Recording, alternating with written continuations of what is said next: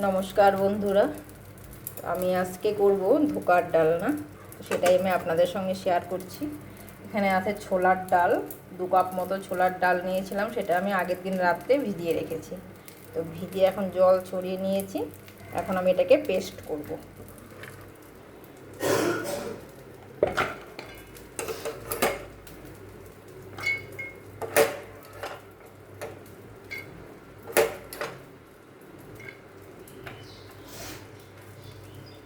এটার মধ্যে আমি অল্প আদা দিয়ে দিচ্ছি,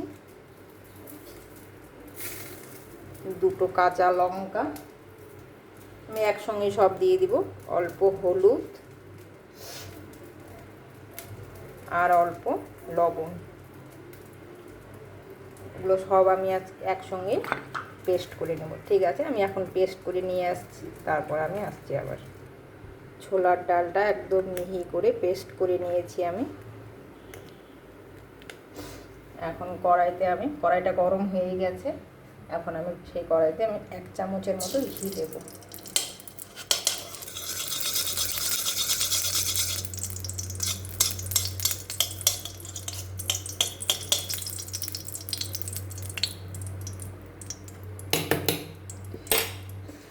অল্প ঘি দিয়ে আমি এটাকে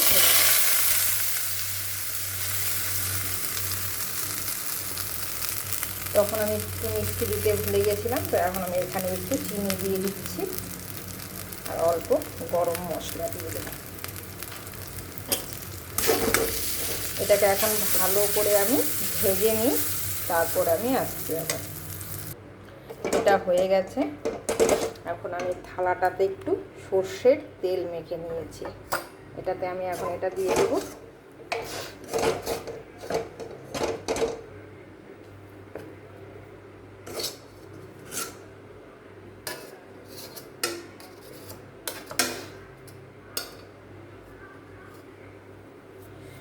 এটাকে আমি এখন ভালো করে চ্যাপটা করে নিয়ে ঠান্ডা করে নিচ্ছি।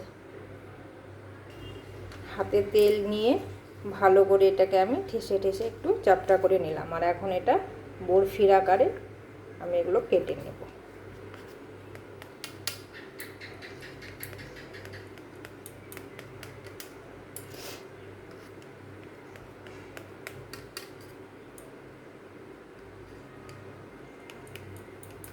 এভাবে কেটে তারপর আমি দেখাচ্ছি আবার।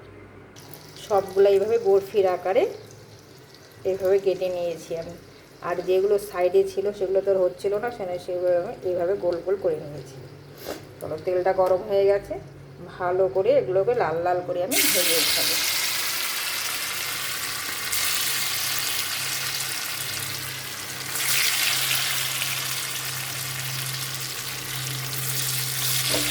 অল্প অল্প করেই ভাজবো,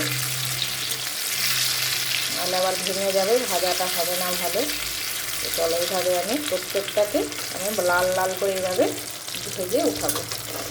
ততক্ষণ আমি মশলাগুলো করে নিয়ে আসছি। এইভাবে আমি সবগুলো ভেজে উঠিয়ে নিয়েছি।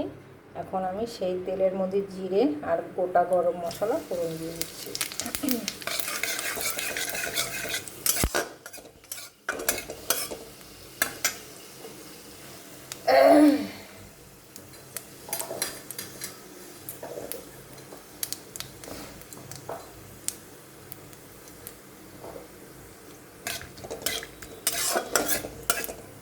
ফোড়নটা একটু লাল হয়ে এলে তারপর আমি এখানে একটা আলু কেটে রেখেছি, 2টো, সেটা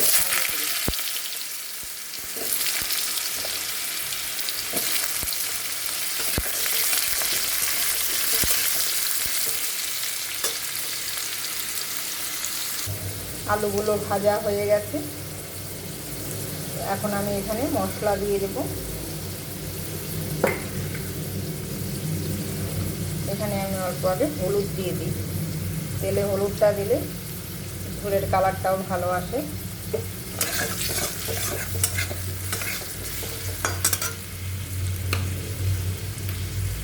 1 চামচ জিরে বাটা,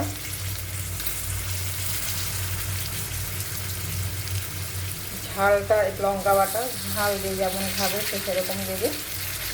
2 চামচ লঙ্কা বাটা দিলাম। এখানে বড় অর্ধেকটা টমেটো বাটা আর আদা বাটা।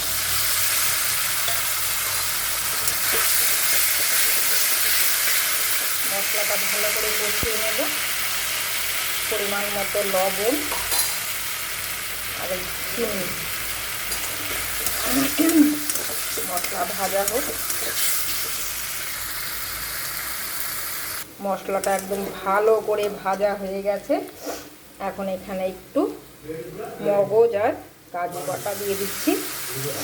আর মগজ আর কাজু বাটা আর এখানে হলো 2 চামচ দই দিয়ে আমি আরেকটু কষিয়ে তারপর আমি একটু গরম জল করে নেব। গরম জলটা দিয়ে দেবো।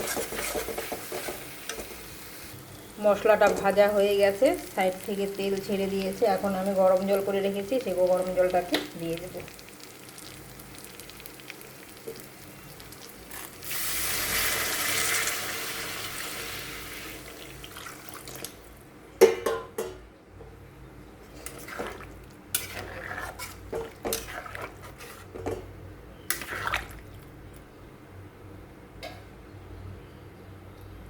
আর অল্প গরম মশলা দেব।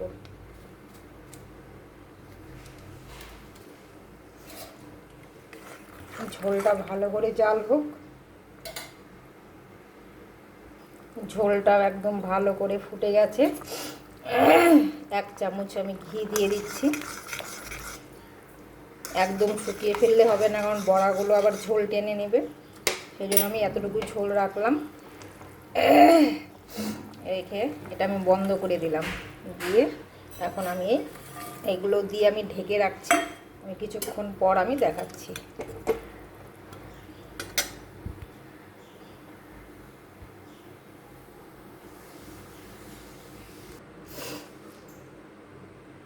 এই যে তৈরি হয়ে গেছে ধোকার ডালনা, একদম সম্পূর্ণ নিরামিষ ধোকার ডালনা। তো কেমন লাগলো আমার এই ধোকার ডালনার ভিডিও রেসিপিটা? ভালো লাগলে ফেসবুক চ্যানেল থেকে দেখলে ফলো করে আমার পাশে থাকবেন, আর ইউটিউব চ্যানেল থেকে দেখলে সাবস্ক্রাইব করে আমার পাশে থাকবেন। আপনারা সকলে সুস্থ থাকবেন, ভালো থাকবেন। আমি আবার আসবো অন্য ভিডিও নিয়ে। আমি আজকে এখানেই শেষ করছি। নমস্কার। আর কেমন লাগলো আমার এই ধোকার রেসিপিটা কমেন্ট করে আপনারা অবশ্যই জানাবেন।